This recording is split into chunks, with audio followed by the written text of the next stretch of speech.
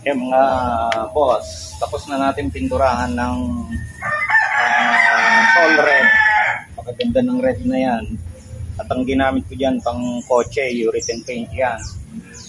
So, kung gusto nyo mag-order ng ganito, kulayan natin, i-charge lang natin sa inyo yung additional fee niya.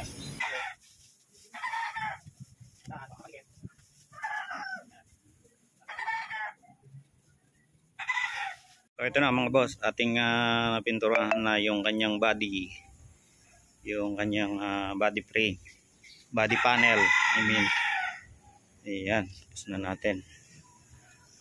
Ito pa. At ang ginamit po natin dyan ay urethane paint na sol red.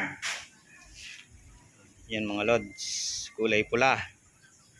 At ang magiging frame niyan, yung pipe, gagawin natin black yan. Para combination ng red and black. At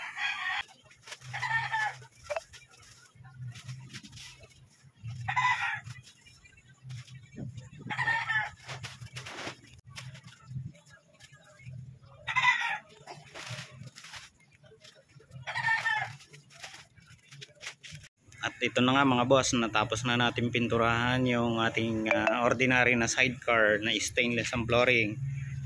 At plain ang kanyang mukha. Yan mga lods, kita nyo naman, glossy.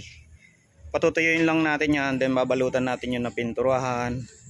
Saka natin isusunod yung kanyang mga pipe. Ayan, ganyan mabusisi ang magpintura niyang sidecar. So ayan na siya ngayon, terno yan dun sa kanyang lining.